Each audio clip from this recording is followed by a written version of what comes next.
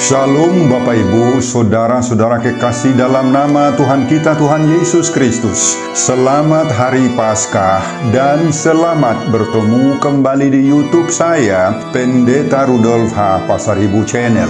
Dengan dan lewat channel ini, saya komit untuk senantiasa menyebarkan pengajaran firman Tuhan. Karena saya percaya berlandaskan Yesaya pasal 55 ayat 11 bahwa firman Tuhan yang saya dan Bapak Ibu saudara-saudara semuanya juga ikut sebar lewat apapun termasuk lewat video ini tidak akan kembali dengan sia-sia, tetapi akan bekerja sendiri lewat kuasa dan berkat urapan Roh Kudus.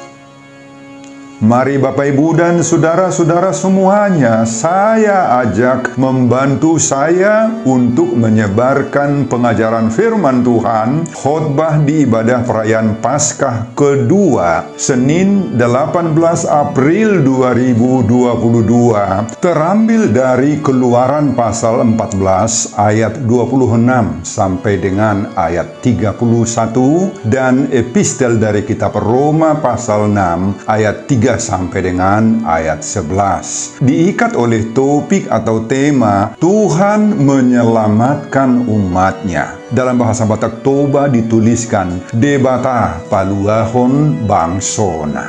Bapak Ibu dan saudara-saudara, saya baca untuk kita. Mari simaklah pembacaan firman Tuhan berikut ini. Judul perikop Keluaran pasal 14 mulai dari ayat 15 sampai dengan ayat 31, menyeberangi Laut Teberau, dan khotbah kita dari ayat 26 sampai dengan ayat 31.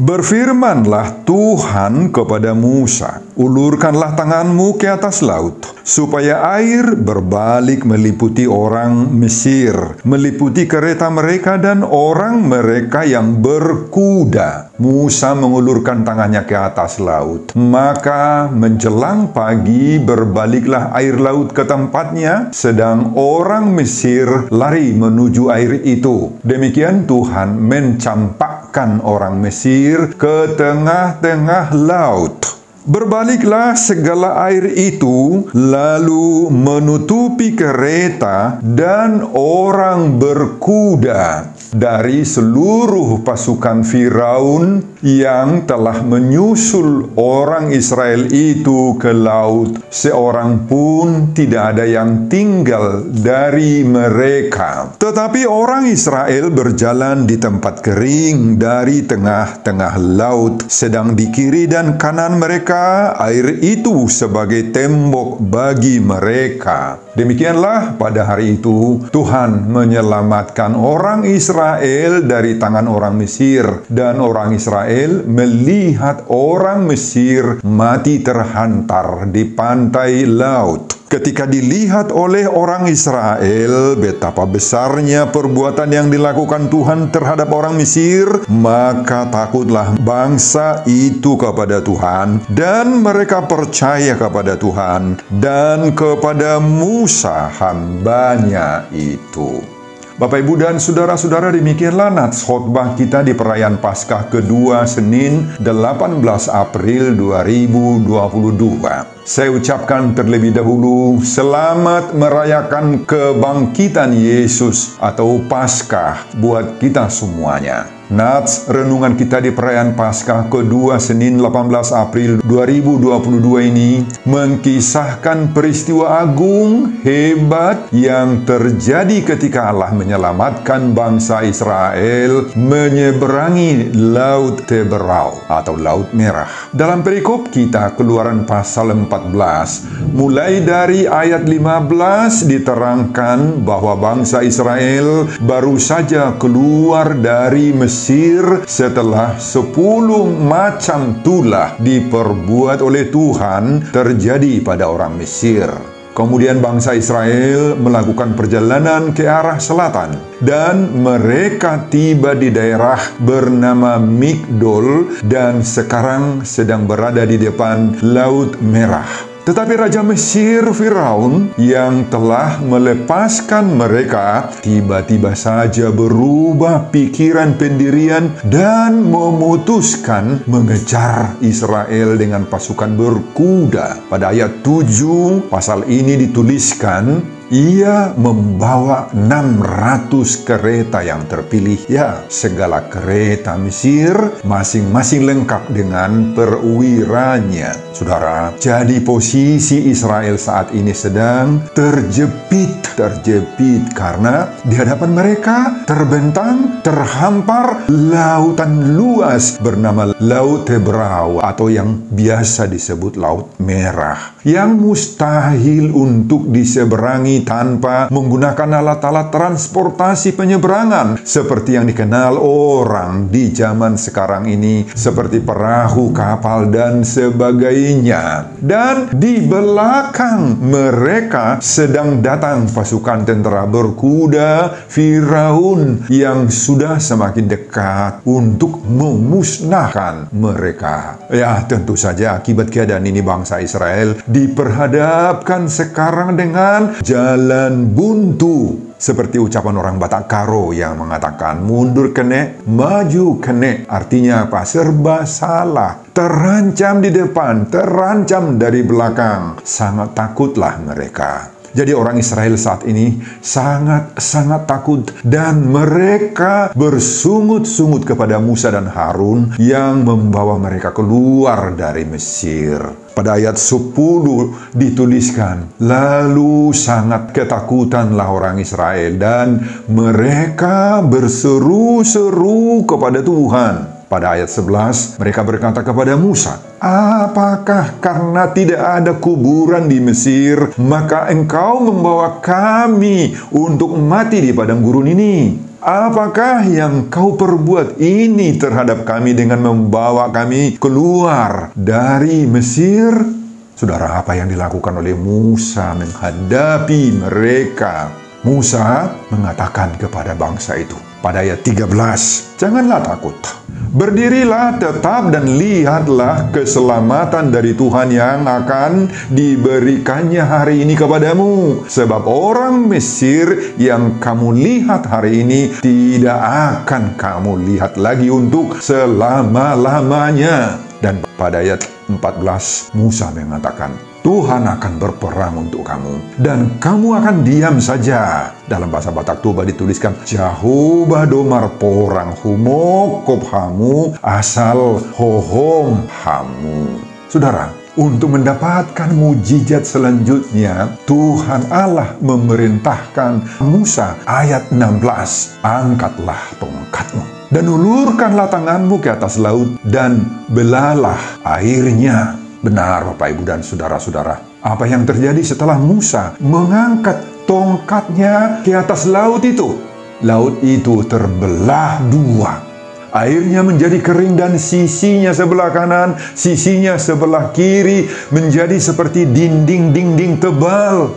Dengan pengawalan malaikat dan tiang awan, bangsa Israel semuanya bisa jalan kaki dari tengah-tengah laut itu yang airnya sudah jadi darat, sudah kering. Bangsa Israel selamat. Wah, luar biasa keselamatan yang diberikan oleh Tuhan kepada bangsa Israel ini Bapak Ibu. Benar sekali. Keselamatan sejatinya adalah anugerah, pemberian semata-mata dari Tuhan seperti yang dialami oleh bangsa Israel ini. Bagaimana dengan tentara Firaun yang mengejar mereka dari belakang? Setelah semua orang Israel bersama ternak, kambing, domba mereka menyeberang, tetapi tatkala tentara Firaun juga sampai di Laut Merah, Tuhan berkata kepada Musa dalam nats khotbah kita ini ayat 26, ulurkanlah tanganmu ke atas laut supaya air berbalik meliputi orang Mesir,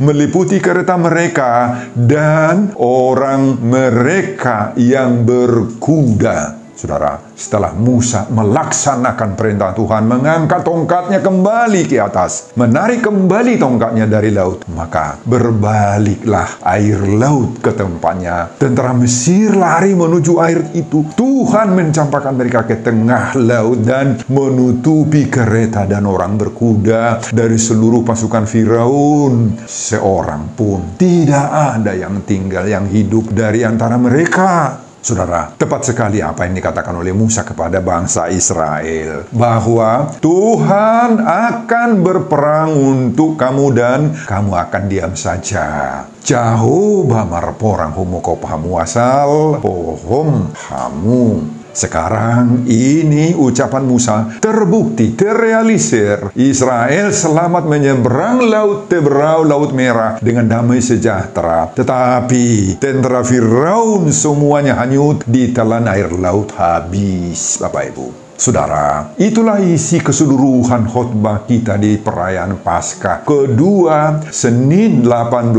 April 2022 yang berbicara tentang kuasa Allah menyelamatkan orang Israel menyeberangi Laut Teberau, Laut Merah, dan menenggelamkan habis semua musuh-musuh Allah, yakni tentara Firaun. Dihubungkan dengan topik perayaan Paskah kedua, Tuhan menyelamatkan umatnya. Debata paluahon bangsona. Apa pengajaran Allah dari khotbah ini bagi kita saat ini, Bapak, Ibu, dan saudara-saudara? Pertama, ketika kita diperhadapkan dengan berbagai persoalan kemelut hidup, Tuhan yang menyelamatkan kita.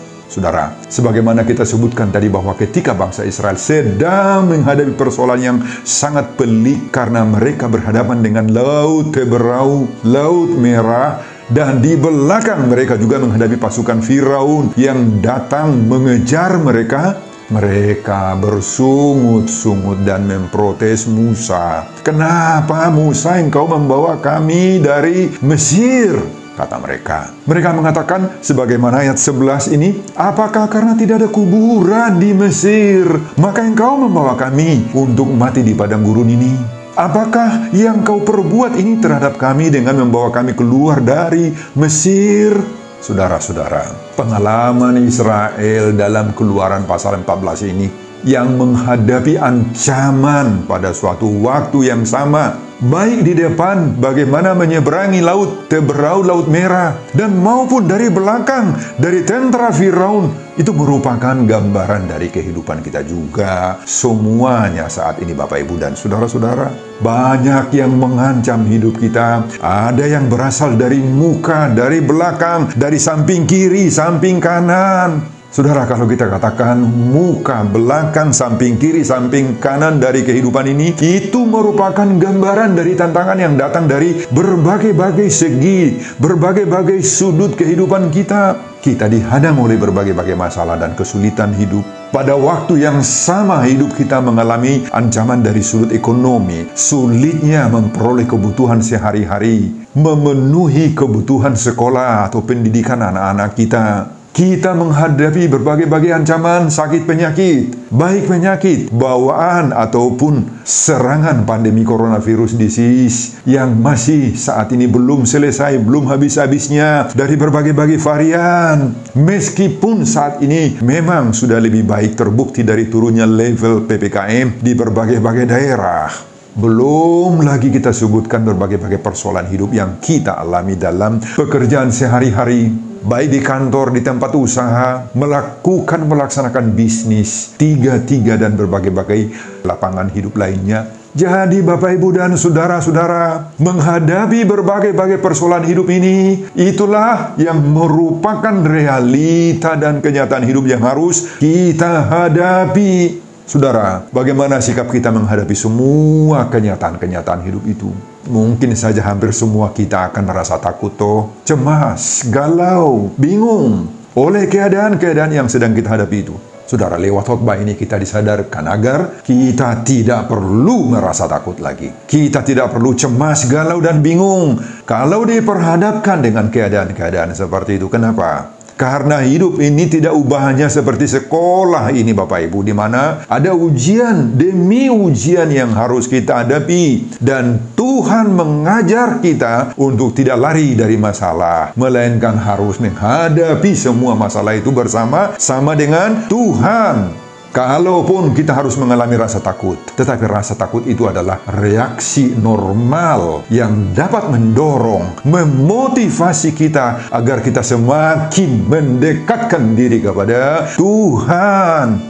Ketika kita diperhadapkan dengan berbagai kondisi sulit, marilah kita mencari Tuhan, berseru-seru kepada Tuhan sebagaimana Musa dan orang Israel di sini. Seberat apapun persoalan yang kita alami, ingatlah bahwa di dalam semuanya itu Tuhan pasti ada dan akan pasti memberi jalan keluarnya. Percaya Bapak Ibu, jangan biarkan ketakutan itu membelenggu hidup kita. Ingatlah arahan Paulus juga dalam 2 Timotius 1 ayat 7. Di sana dikatakan oleh Paulus, Allah memberikan kepada kita bukan roh ketakutan, melainkan roh yang membangkitkan kekuatan, kasih, dan ketertiban. Dan kalau kita sedang menghadapi hal seperti itu, janganlah kita saling menyalahkan. Suami menyalahkan istri, atau sebaliknya istri yang menyalahkan suami. Anak-anak menyalahkan orang tuanya, atau sebaliknya orang tua menyalahkan anak-anaknya. Atau kalau dalam konteks gereja, pendeta menyalahkan para pendatuanya, atau sebaliknya para pendatua itu menghardik pendetanya. Ini yang dialami oleh orang Israel dalam khotbah ini. Mereka menyalahkan Musa, menyalahkan Harun. Apakah karena tidak ada kuburan di Mesir, maka engkau membawa kami untuk mati di padang gurun ini?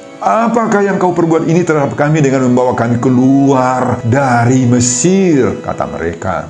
Saudara, ketika kita diperhadapkan dengan berbagai permasalahan itu, tidak perlu langsung kita mencari kambing hitam atau menyalahkan orang lain. Berhentilah bersungut-sungut, tetaplah yakin bahwa Tuhan selalu memberikan jalan keluar dan memberikan pertolongannya tepat pada waktunya. Amin Bapak Ibu, tepat pada waktunya. Itu pengajaran pertama. Pengajaran kedua, Tuhan sanggup mengadakan rupa-rupa mukjizat yang luar biasa dalam hidup kita. Saudara, kalau ditanyakan kepada kita, apakah mukjizat Tuhan itu hari ini masih terjadi? Apa jawabanmu? Semoga kita akan pasti menjawab, masih toh. Betul, bahwa mukjizat itu bukan sesuatu yang mudah terjadi atau terjadi setiap waktu. Enggak, ada kalanya, bahkan sering terjadi bahwa mukjizat itu adalah merupakan suatu proses dalam hidup kita. Kalau dikatakan proses, menunggu waktu, ada waktunya.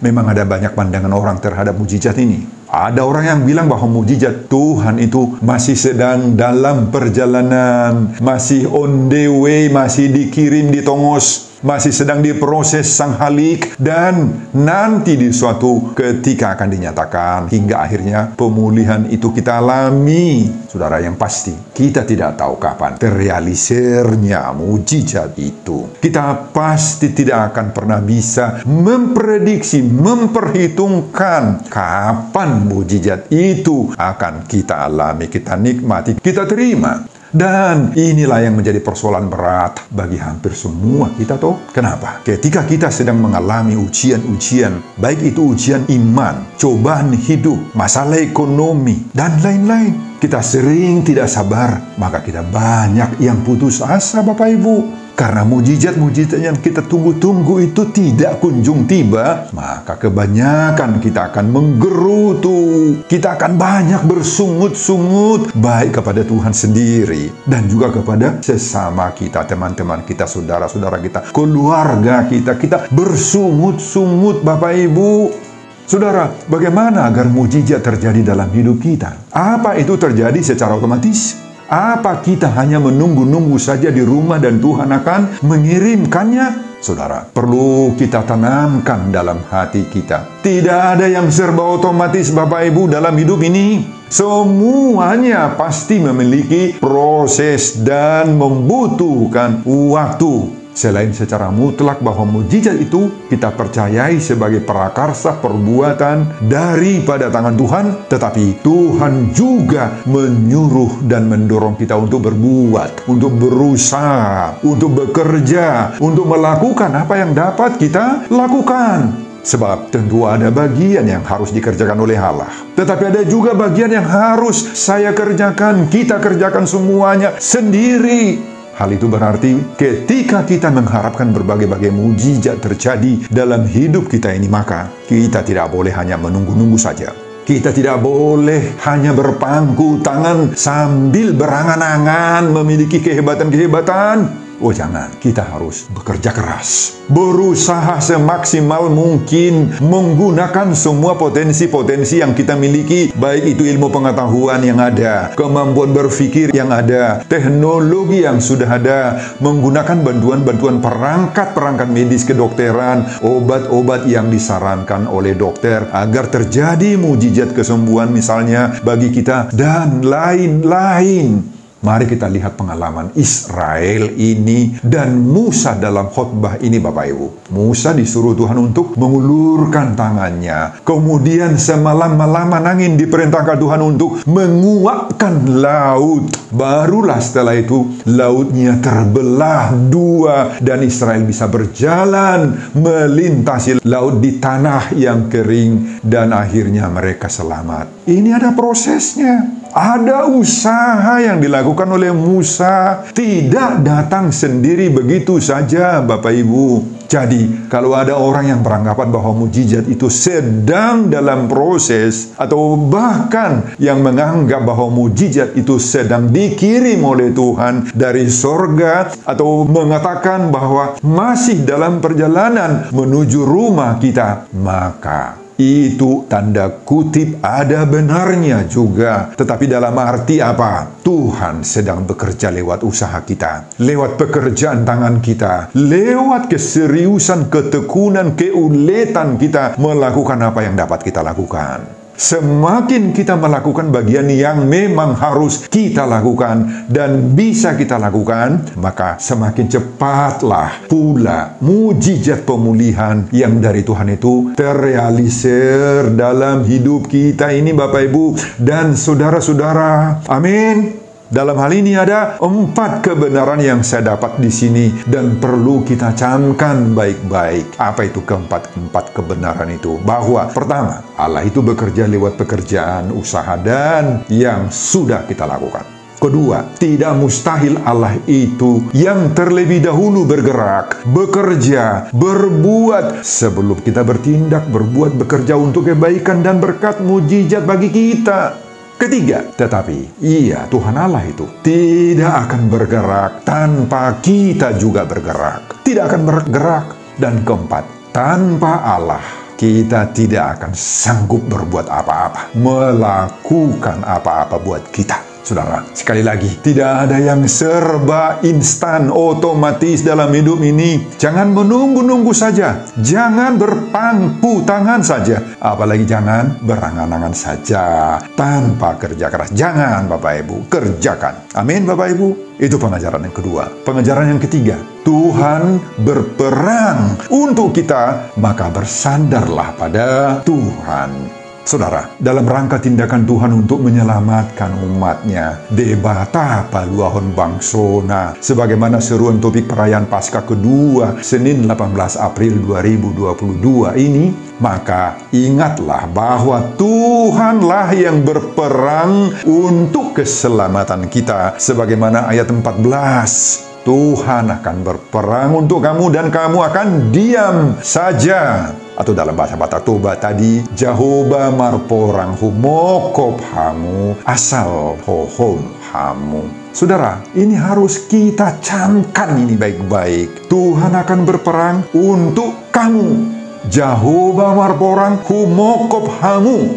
Saudara, ini mengajar dan menyadarkan kita sekarang, Bapak, Ibu, dan saudara-saudara semuanya. Sehebat apapun diri kita, kemampuan kita, ilmu yang kita peroleh, maka kita jangan pernah mau mengandalkan diri kita. Kemampuan kita, kehebatan kita. Jangan pernah mencari orang pintar, dukun-dukun, dan menggunakan berbagai-bagai kekuatan-kekuatan magic, jimat-jimat penjaga daging untuk menjaga dirimu, diri kita, menyembuhkan penyakitmu, penyakit kita, membuat laris tiga-tigamu, jualanmu, dan sebagainya. Jangan, Bapak Ibu. Ingatlah dan percayailah, Allah tidak akan pernah tinggal diam ketika umatnya, ketika saya, ketika kita orang percaya bergumul dengan masalah-masalah. Tuhan itu akan berperang untuk melepaskan saya, melepaskan umatnya, melepaskan kita orang percaya dari berbagai-bagai pencobaan, bahkan segala sesuatu yang tidak mungkin dijadikan oleh Tuhan menjadi mungkin. Amin, Bapak Ibu. Percayai hal-hal itu semuanya. Percayai bahwa Allah akan bekerja secara ajaib melawan musuh-musuh kita, sehingga kita mampu menyeberangi laut Teberau kita, laut merah hidup kita, sebagai simbol-simbol dari berbagai-bagai masalah, kemelut hidup, cobaan-cobaan yang kita sedang hadapi. Sehebat apapun laut Teberau kita, laut masalah yang sedang melanda dan mengancam hidup kita, maka kita tidak akan sendirian saja menghadapinya. Allah sendirilah yang akan berperang melawan musuh-musuh kita dan saya. Dan kita orang percaya hanya diperlukan tinggal diam saja. Jehovah marporang humokop hamu asal hohom kita, asal hohom hamu. Inilah yang harus kita jaga. Asal hohom dalam bahasa Ibrani dipakai hares, be quiet, to be silent. Unak pola merungutung kita memberontak kita. Nggak perlu ada gerakan-gerakan dan gebrakan-gebrakan apalagi melawan Tuhan. Kita cukup hohom dalam sikap berdoa. Maka Tuhan akan menyelamatkan kita dalam setiap kemelut hidup kita, dalam rumah tangga kita, dalam tugas dan pekerjaan kita. Sebagaimana topik perayaan Paskah kedua ini, Tuhan menyelamatkan umatnya. Debata paluahon bangsona. Amin, Bapak, Ibu, dan saudara-saudara. Sebelum saya mengakhiri khotbah ini kembali, saya mengajak Bapak, Ibu, dan saudara-saudara untuk membantu saya menyebarkan firman Tuhan khotbah di perayaan Paskah kedua, Senin 18 April 2022, terambil dari Keluaran pasal 14 ayat 26 sampai dengan ayat 31 ini, agar semakin banyak orang yang percaya bahwa Tuhan menyelamatkan umatnya. Debata paluahon bangsona, termotivasi lewat khotbah ini. Simak juga video-video khotbah saya yang lain agar Bapak, Ibu, dan saudara-saudara memiliki sentuhan dan pemahaman rohani yang semakin diperkaya. Buka di YouTube saya, Pendeta Rudolf H. Pasaribu Channel. Selamat mengikuti ibadah perayaan Paskah, baik di gereja ataupun di rumah masing-masing. Tuhan Yesus memberkati kita. Salam Horas. Amin. Bapa, terima kasih untuk firman, untuk khotbah yang Engkau berikan ini.